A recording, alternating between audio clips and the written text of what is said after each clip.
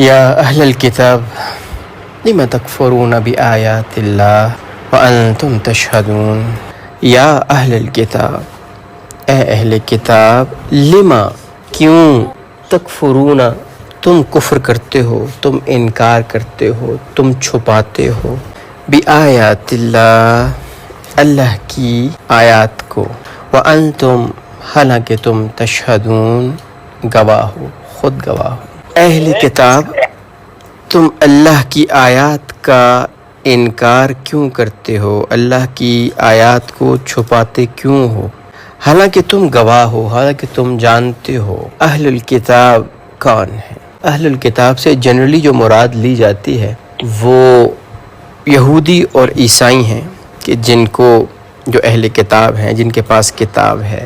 تو مسلمان اہل کتاب ہیں یا نہیں ہیں؟ تو اہل الکتاب سے ایک عمومی مراد ہیں یہودی اور عیسائی، اور اہل الکتاب سے وہ لوگ بھی مراد ہیں جو کہ تورات کے، انجیل کے اہل ہیں، جو اس کو سمجھنے کے اہل ہیں، جو جانتے ہیں اس کو، جو اس کے اندر لکھا ہوا ہے اس کے بارے میں جانتے ہیں، وہ بھی اہل الکتاب ہیں۔ اصل اہل الکتاب وہ ہیں۔ جس طرح اہل القرآن کون ہوگا؟ ایک تو سارے مسلمان ہی اہل القرآن ہیں، لیکن جب آپ سے کہا جائے گا کہ اہل القرآن ہیں، جی اہل القرآن ہیں، تو وہ کون ہوں گے؟ تو اہل القرآن سے مراد وہ لوگ ہوں گے جو قرآن والے ہیں، جو قرآن کے خاص ہیں، جو قرآن کو پڑھنے والے ہیں، جو کہ قرآن کے اوپر غور و فکر کرنے والے ہیں، جو قرآن کی خدمت کرنے والے ہیں، جو قرآن کی سیکھنے اور سکھانے والے ہیں۔ ایکچول اہل القرآن تو وہ ہیں۔ تو یہاں پہ اہل الکتاب سے بات کی جا رہی ہے، اے کتاب والوں۔ اس میں ایک جنیرک آ گیا، اور ایک وہ لوگ جو کتاب کو سمجھتے ہیں۔ اب کتاب، تورات بھی کتاب ہے، انجیل بھی کتاب ہے، زبور بھی کتاب ہے، اور قرآن بھی کتاب ہے۔ تو جب ہم اس آیت کو پڑھیں، اس کے اوپر غور و فکر کریں یا اس کے اوپر بات کریں، تو صرف یہ نہیں سمجھنا کہ یہاں پہ اللہ مخاطب کس کو کر رہے ہیں، جی صرف یہودیوں اور عیسائیوں کر رہے ہیں، نہیں۔ جب بھی قرآن پڑھیں تو قرآن کی ہر آیت کو اپنے لیے، اپنے اوپر رکھ کے، اپنے لحاظ سے اس آیت کو دیکھیں کہ یہ آیت مجھے کیا کہہ رہی ہے۔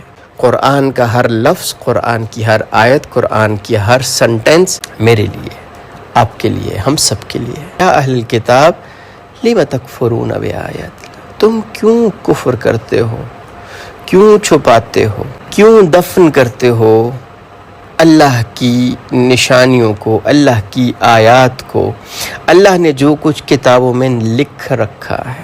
کفر کا ایک معنی ہوتا ہے دفن کر دینا، چھپا لینا۔ تو کیا یہودی اور عیسائی چھپاتے تھے جو کچھ ان کی کتابوں میں لکھا ہوا ہے؟ بالکل چھپاتے تھے۔ وہ جانتے تھے کہ یہ نبی حق ہیں، سچ ہیں، یہ کتاب حق ہے، سچ ہے، یہ اللہ کی طرف سے اتری ہوئی ہے، بالکل جانتے تھے۔ اس کے باوجود چھپاتے بھی تھے، یعنی وہ علماء لوگوں کو نہیں بتاتے۔ کوئی آگے پوچھتا یہ جو نبی آ کے باتیں کر رہے ہیں یہ ٹھیک ہیں، یہ وہی نبی ہیں جو تورات میں؟ نہیں، یہ وہ نہیں ہے، یہ تو ویسے کہہ رہے ہیں۔ حالانکہ جانتے ہیں کہ یہ وہی ہیں اور کتاب کے اندر بھی ہے، لیکن حق کو چھپا لیا۔ اور جانتے ہیں کہ یہ نبی حق ہیں، سچ ہیں، ان کا انکار کر رہے ہیں، نہیں مان رہے، ان کی دعوت کو نہیں مان رہے، ان کا انکار کر رہے ہیں۔ تو یہ بھی، تو اللہ نے اس کو کس سے تشبیہ دی ہے؟ لِمَ تَكْفُرُونَ بِآیَاتِ اللہ، کیوں کفر کرتے ہو اللہ کی آیات سے؟ یعنی قرآن میں، تورات میں، انجیل میں، زبور میں جو لکھا ہوا ہے، ان کے لیے تورات اور انجیل میں جو لکھا ہوا تھا، اور ہمارے لیے قرآن میں جو لکھا ہوا ہے، اگر ہم اس کو عمل میں نہیں لاتے، اس کو دفن کر دیتے ہیں، اس کو چھپا لیتے ہیں، تو در حقیقت یہ ایک طرح کا کفر ہے۔ یا اہل الکتاب لم تکفرون بآیات اللہ، کیوں کفر کرتے ہو اللہ کی آیات سے؟ اللہ کہتے ہیں یہ کام نہیں کرنا، اس کی طرف سے آنکھیں بند کر کے وہی کام کرتے ہیں۔ یہ ایک درجے کا چھپانا ہے، انکار ہے۔ ایک زبان سے ماننا ہوتا ہے، ایک عمل سے ماننا ہوتا ہے۔ یہ ہماری بہت ساری دنیاوی خواہشات اور دنیاوی چیزیں اور دنیاوی ہمارے معاملات ہیں جو ہمیں قرآن اور نبی صلی اللہ علیہ وسلم کی سنت پہ عمل کرنے سے روک دیتے ہیں۔ تو عمل سے کیوں نہیں مانتے؟ وَأَنْتُمْ تَشْهَدُونَ، حالانکہ تم گواہ ہو، حالانکہ تم جان چکے ہو اس کی حقانیت، تم جان چکے ہو اہل کتاب کہ یہ نبی حق ہے، سچ ہے، یہ قرآن حق ہے، سچ ہے، یہ جو کچھ بتا رہے ہیں نبی صلی اللہ علیہ وسلم یہ حق ہے، سچ ہے، تو پھر کیوں نہیں مانتے ہو؟ بنی اسرائیل میں سب سے بڑا مسئلہ عصبیت کا تھا کہ یہ جو جن کو بیسیکلی بنی اسماعیل کو وہ کرسڈ کہتے تھے، یعنی یہ ایسے جو اللہ جن سے ناراض ہے، کرسڈ ہیں یہ، کہ بنی اسماعیل میں ایک بھی نبی نہیں آئے، تو وہ ان کے کہتے تھے یہ کرسڈ ہیں، یہ اللہ کی رحمت سے دور کیے گئے لوگ ہیں جن میں اللہ اپنا کوئی بھی نبی نہیں بھیجتا۔ وَأَنْتُمْ تَشْهَدُونَ کا ایک معنی جو ہے وہ علماء نے یہ کیا کہ قرآن میں آتا ہے کہ وہ خود مشرکین سے کہتے تھے کہ وہ جو ہمارے نبی آنے والے ہیں اور جب وہ آئیں گے تو ہمیں تم پہ فتح ملے گی، اور جب وہ آ گئے یہ گواہ تھے، انہوں نے پھر بھی انکار کر دیا۔ نبی صلی اللہ علیہ وسلم کی ساری جو موسٹلی جو نشانیاں تھیں وہ تورات انجیل میں موجود تھیں، یہ جانتے تھے، یہ گواہ تھے ان نشانیوں کے۔ تو اللہ ان سے پوچھتے ہیں یا اہل الکتاب لم تکفرون بآیات اللہ وانتم تشہدون۔ اللہ جل شانہ ہمیں بھی عمل کی اور سمجھ کی اور قرآن کی آیات سے حقیقت میں ہدایت لینے کی توفیق عطا فرمائے۔ یا اہل الکتاب لم تلبسون الحق بالباطل وتکتمون الحق وانتم تعلمون۔ اے اہل کتاب تم کیوں حق کے ساتھ ملاتے ہو باطل کو اور چھپاتے ہو حق کو حالانکہ تم جانتے ہو۔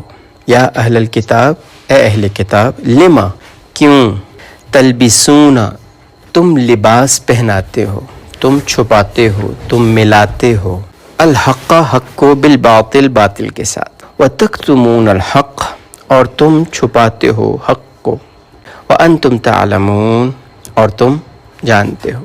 لم تلبسون، تلبسون کہتے ہیں لباس پہنایا۔ لباس کا جو لفظی مطلب ہے وہ ہے جو عیبوں کو چھپا لے، جو کسی چیز کو چھپا لے، جو کسی چیز کو ڈھانپ لے، کسی چیز کو کور کر لے، اس کا مطلب ہے لباس، لبسا۔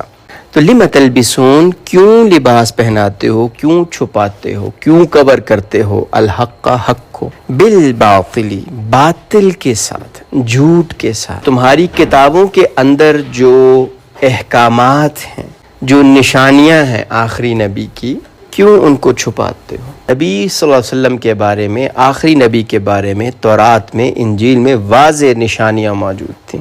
وتکتمون الحق اور تم حق کو چھپاتے ہو، جو باتیں تمہیں معلوم تھی تم ان کو چھپاتے ہو۔ اور لباس پہنانے کے اعتبار سے کچھ مفسرین نے ایک اور بات بھی کی ہے۔ یہودیوں کے ہاں 2 کتابیں ہیں، اور یہ آپ تھوڑا سا اس کو اپنے ساتھ ہم نے میچ کرنا ہے مسلمانوں کے ساتھ۔ 2 کتابیں ہیں، ایک تو تورات ہے اور ایک تالمود کہلاتی ہے، تلمود یا تالمود۔ تورات تو وہ کتاب ہے جو نازل ہوئی موسیٰ علیہ السلام کی، اس کے علاوہ ایک ان کی کتاب ہے تالمود۔ تلمود جو ہے بیسیکلی یہ جو بنی اسرائیل کے بڑے بڑے علماء تھے ان کے، یوں سمجھ لیں کہ ان کے ارشادات اور ان کے فتواز وغیرہ ہیں۔ انہوں نے کیا کیا کہ انہوں نے وہ والی ساری چیزیں بھی اسکرپچرز میں داخل کر لیں کہ جو مقام تورات کا ہے وہی مقام تلمود کا بھی ہے، کہ تم نے اپنے علماء کو رب بنا لیا ہے۔ اب اگر کسی عالم نے کہا کہ یہ چیز ایسی ہے تو وہ اس کے اندر آ گئی تو ان کے لیے وہ حکم کا درجہ رکھتی ہے۔ ایون کسی نے اس کے اگینسٹ بھی کہہ دیا تو وہ بھی ان کے لیے حکم کا درجہ رکھتی ہے۔ اور اگر کوئی چیز ان کی تلمود میں کسی نے لکھا، کسی عالم نے کوئی ایسی بات کر دی، ایسا فتویٰ دے دیا جو کہ تورات کے خلاف تھا، وہ بھی وہ ایکسیپٹ کر لیتے ہیں۔ اب اصل بات یہ ہے کہ ہر چیز کو پرکھا جو جائے گا وہ قرآن اور حدیث کی روشنی میں پرکھا جائے گا۔ اگر کوئی حکم، کوئی چیز قرآن اور حدیث کی روشنی میں آتا ہے تو ہم اس کو ایکسیپٹ کریں گے۔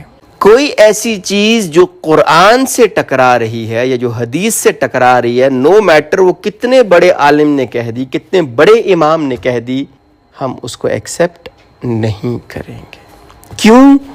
ہمارے لیے معیار جو ہے حق کا وہ قرآن ہے اور وہ حدیث ہے، نبی صلی اللہ علیہ وسلم کی سنت ہے، صحابہ کا عمل ہے، یہ ہمارے لیے معیار حق ہے۔ اللہ نے قرآن میں ہمیں بہت واضح بات فرما دی کہ اللہ کی رسی کو مضبوطی سے تھامے رکھو، وَاعْتَصِمُوا بِحَبْلِ اللَّهِ جَمِيعًا وَلَا تَفَرَّقُوا۔ اللہ کی رسی کیا ہے؟ رسی کیا ہوتی ہے؟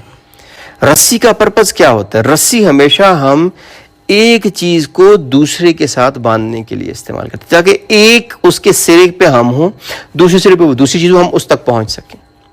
آپ نے چھت پہ پہنچتے ہیں، آپ نے کسی نے رسی پھینکی اور اس کے ذریعے اوپر چڑھ گیا۔ رسی کا کام ہوتا ہے پہنچانا، اور اللہ تک پہنچنے کا ذریعہ کیا ہے؟ وہ قرآن ہے۔ وَاعْتَصِمُوا بِحَبْلِ اللَّهِ جَمِيعًا، اس رسی کو، اس قرآن کو مضبوطی سے تھامے رکھو، وَلَا تَفَرَّقُوا، اور فرقوں میں بٹ پٹو، ایک دوسرے کو غلط اور کافر اور مشرک اور بدعتی مت کہو، اللہ کی رسی کو مضبوطی سے تھامے رکھو، کیونکہ اس رسی کو جب ہم مضبوطی سے تھامیں گے تو آپس کے اختلافات کم سے کم ہوتے چلے جائیں گے۔ اللہ جل شانہ ہم کو سمجھ کی اور عمل کی توفیق عطا فرمائے۔